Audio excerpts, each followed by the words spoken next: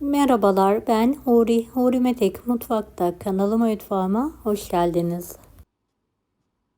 Saatlerce mantı kapama yok. Yapımı o kadar kolay ki hemen hazırlayabilirsiniz.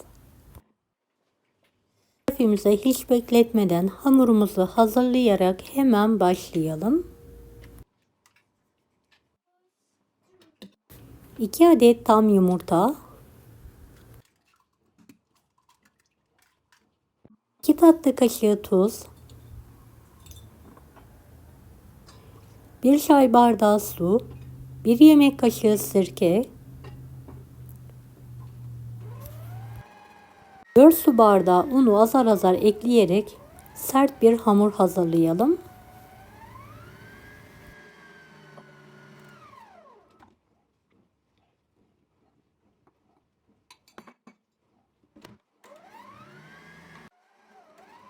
Evet, hamuru toparlanana kadar yoğurmaya devam ediyorum.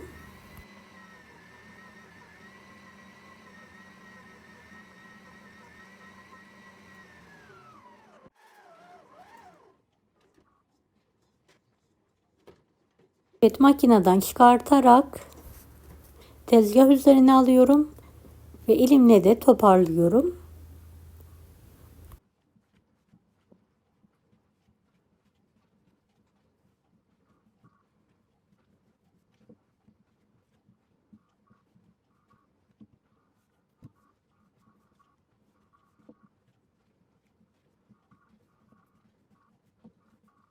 Hamurumuzu 5 dakika dinlendirelim. 200 gram kıyma, 1 adet kuru soğan rendesi, 1 tatlı kaşığı tuz, kuru nane, karabiber, tekrardan yoğuralım.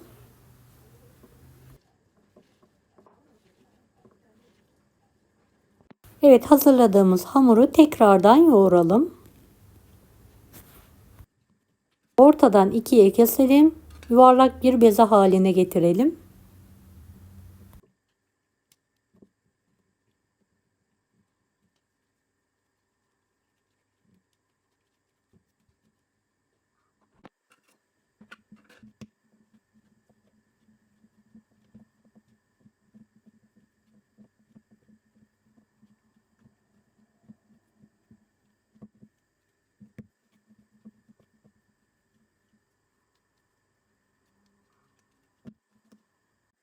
Bezeleri hazır yufka büyüklüğünde olana kadar açalım.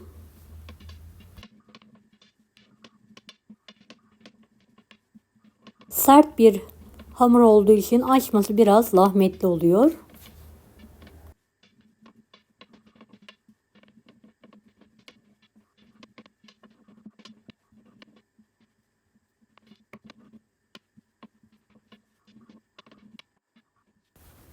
Evet, gördüğünüz gibi hamurumu büyütmeye devam ediyorum.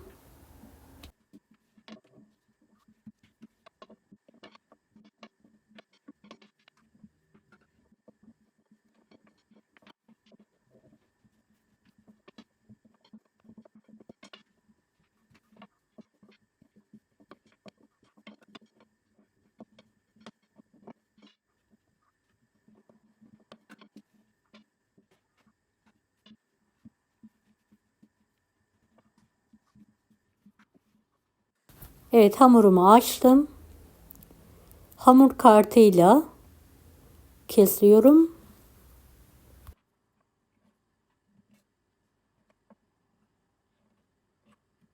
Videodaki gibi kesmeye devam edelim.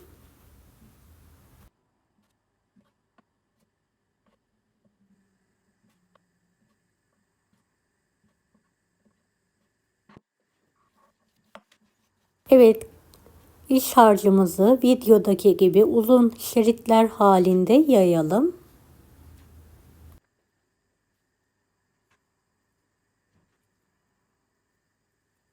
Beni hangi ülkeden veya şehirden izliyorsunuz merak ediyorum. Yoruma yazarsanız sevinirim.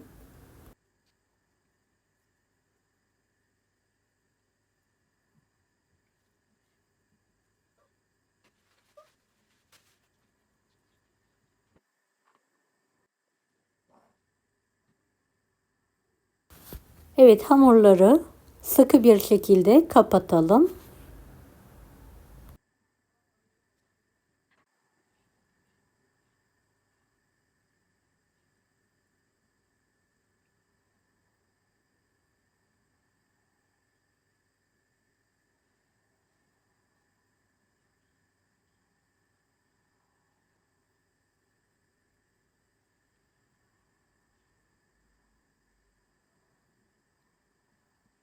Tüm hamurları aynı şekilde kapatmaya devam edelim.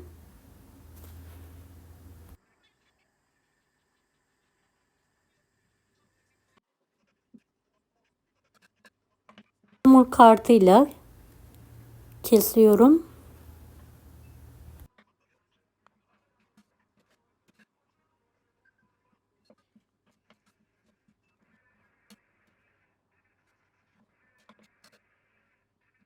Dilerseniz bıçakla, makasla veya hamur kartıyla kesebilirsiniz. Nasıl kolayınıza geliyorsa hazırlayabilirsiniz. Sizler için her yöntemi de denedim. En kolay makas ile kesmesi.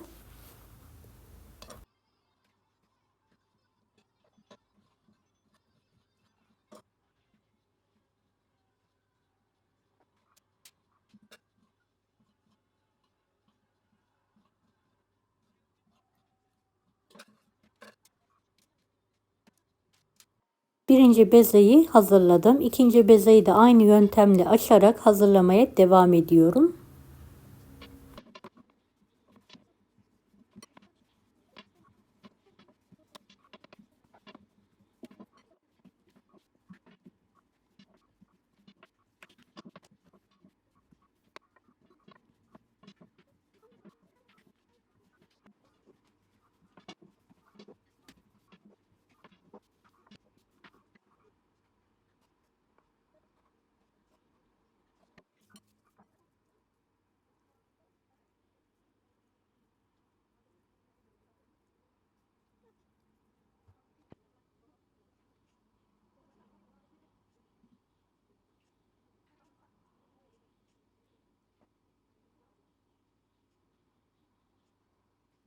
Evet, ikinci bezemi de makasla kesiyorum. Makasla daha hızlı ve pratik oldu. Sizler de bence makasla keserek hazırlayın.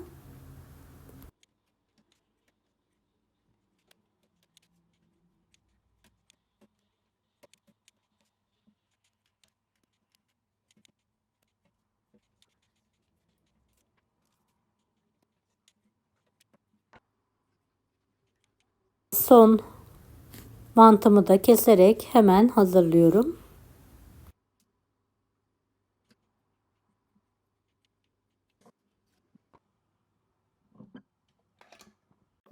Büyük bir tencerede su kaynatalım. Kaynayan suya 2 tatlı kaşığı tuz atalım. Biraz sıvı yağ gezdirelim.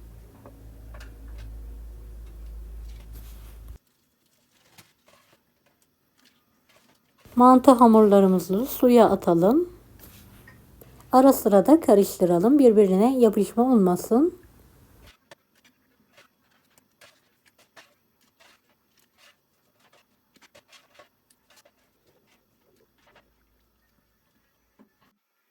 Kapatalım. Mantılar suyun üzerine çıkana kadar pişirmeye bırakalım.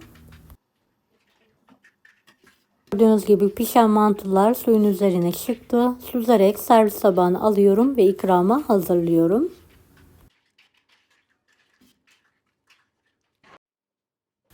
Dilerseniz porsiyonluk, dilerseniz böyle orta servis olarak da hazırlayabilirsiniz.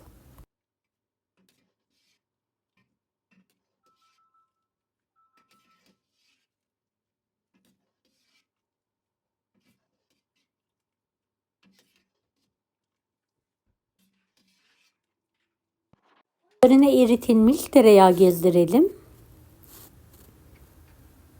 ve karıştıralım.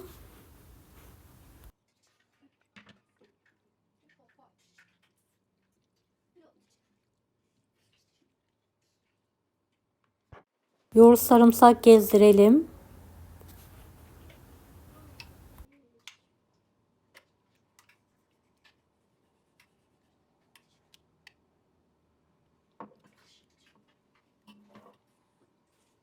Kırmızı toz biberle yağ gezdirelim. Kırmızı pul biber ve nane ekleyerek servise hazırlayalım. Deneyecek olan herkese şimdiden kolaylıklar dilerim. Kanalıma ücretsiz abone olmayı unutmayın. Bir dahaki videolarda görüşmek üzere. Allah'a emanet olun. Hoşça kalın.